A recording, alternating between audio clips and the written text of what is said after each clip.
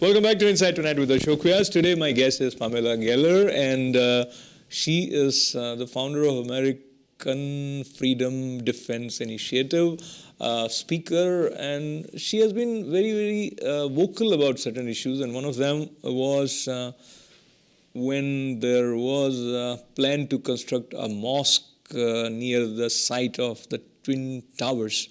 Finally, that project has not materialized for reasons other than the permission, etc. But I believe collectively approval was there, and Mayor was also in support of that. But your position was different. Why? Well, first of all, it was in a building that was destroyed in the 9/11 attacks. The landing gear from the plane crashed into the roof. So that building was a war memorial. The idea that there would be an Islamic supremacist mosque, a victory mosque, in a building that was hit and destroyed in that attack was deeply offensive and humiliating. And of course we know it is an Islamic pattern to build triumphal mosques on the sites of conquered lands. The Dome of the Rock is the perfect example. The Hagia Sophia in Turkey, which was once the most beautiful and exquisite church in the world. And of course in India, where literally tens of thousands of Hindu temples have been destroyed and turned into mosques. Nowhere in the world at any time was there ever a mosque of reconciliation and healing built on the site of a jihadi attack.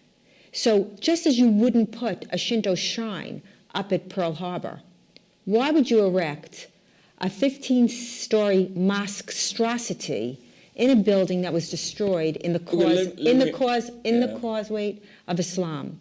The fact is, there are hundreds of mosques in this city. There are thousands of mosques across this country.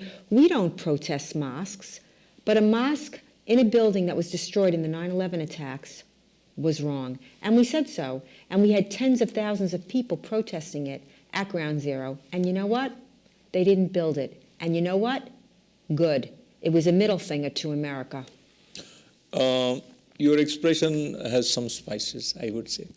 But I think there is a narrative there, and there is a thought process. And I think you communicated well also. What do you think was the narrative with which the other Americans were looking at it, who were in support of it? And maybe you don't see their narrative, or you see that, but you don't accept it. Well, the problem is, of course, that I see it too well. According to CNN, a poll conducted by CNN, over 70% of the American people oppose that mosque. So clearly I was not alone in this. The 30% that wanted to see it as a mosque of reconciliation and healing negated the symbolism. And I believe that a Ground Zero mosque would have been the mother of all symbols in the Muslim world. It would have been Mecca on the Hudson. And I think we need to be sensitive about that, because the jihad rages on across the world, in Indonesia, in Malaysia, because you can't use the word Allah. For Christians can't use the word Allah, for God, in Libya, in the Central African Republic, in Ethiopia, in Somalia, in Nigeria. On a daily basis, they're slaughtering Christians. In Egypt, with the fall of Mubarak, Coptic Christians are persecuted, oppressed, and slaughtered. Hindus in Kashmir, I mean, they've been completely ethnically cleansed from the valley, as you know. And then in Jammu, what's happening? The lands are being stolen.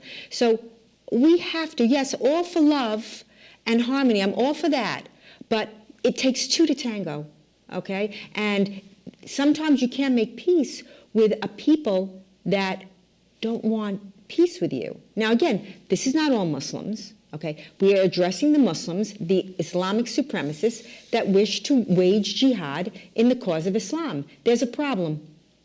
And we have to be able to talk about it. Yeah, I think in the beginning you said that the problem is that we don't call a problem, something like that. The problem is we can't talk about the problem. We can, but we are doing it.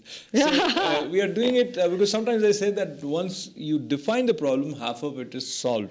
Probably we need to come up with that definition which is acceptable to all concerned people who are affected and who are not a part of the problem creation, and they are a part of the solution to the problem. So how they approach towards this is very important. And in today's world, Pamela, as you might have heard long ago, we used to hear in India that the sages who are sitting in Himalayas, because they are meditating, so it is spreading peace in the world.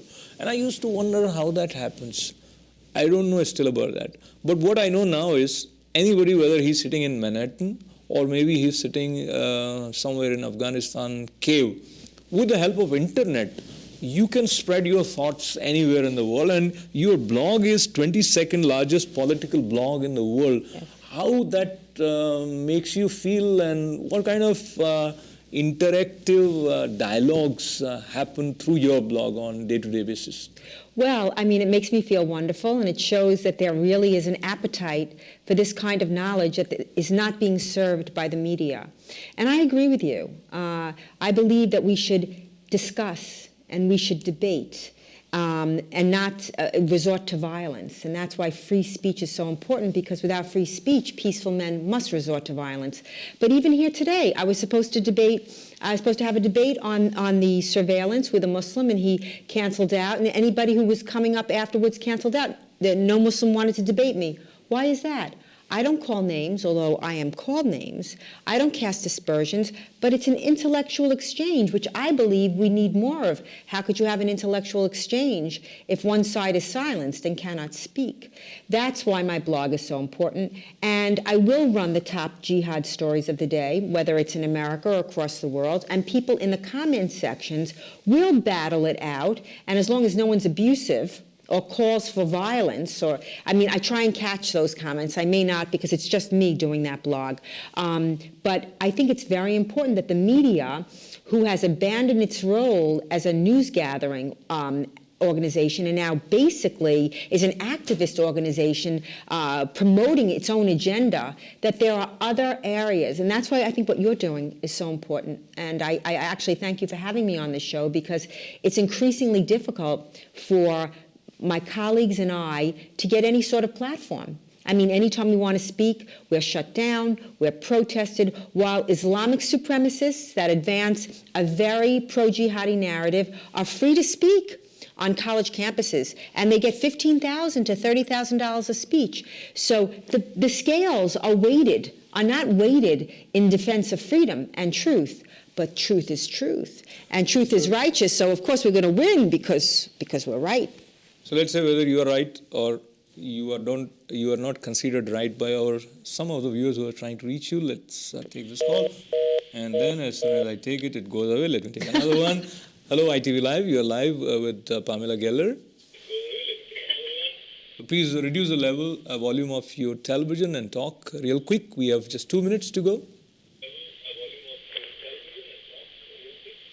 I think they just want to hear you on phone also. But as we were talking earlier, and you mentioned about platform and speech, and I think there are two sides where whatever be your issue or whatever it is that is dear to your heart and that has touched you to that level where you are compelled to raise awareness about it. So when I say one, the substance, the content, another, call it skill or art of expressing it through blogs or through speeches. So how was it fashioned for you?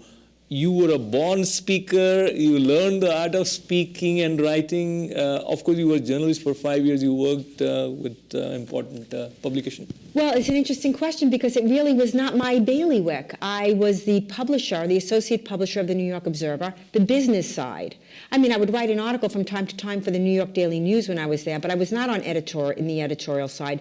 But after 9/11, I saw the media continually to abandon this subject matter, the way the 9/11 Memorial Museum is abandoning the subject matter. And so I increasingly would go online and see it online. And I used to comment like anybody else, and one of the commenters said, "Here's a blog, start blogging." So it was sort of foisted upon me. It was very organic, and I did it because it had to be done. I've had no speaking. You see, I speak with a New York accent. I've had no diction. I've had no lessons. It's a calling. It's a calling. It's a mission. It's not a career. It's something I feel I have to do. As unpopular as it is, and as ugly it is, and it is ugly, the smears, the lies, the libels, even the blood libels.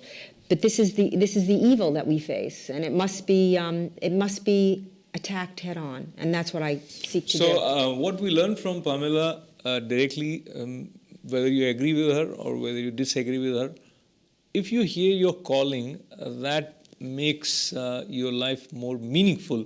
And in the last 30 seconds, what would be your message to ITV viewers, Muslims, non-Muslims? My message would be, no one is going to save you, and freedom isn't free. And you must get involved in the fight.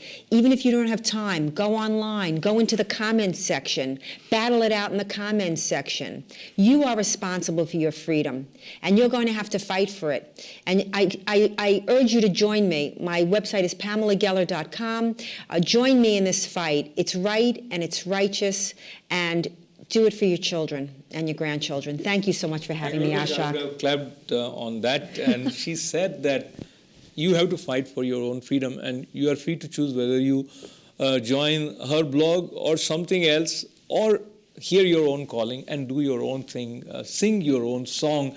That is where we leave today's Insight Tonight. Once again, thanking this dedicated and compassionate, I would say, lady, persistent, and working with the help of this dynamic blog.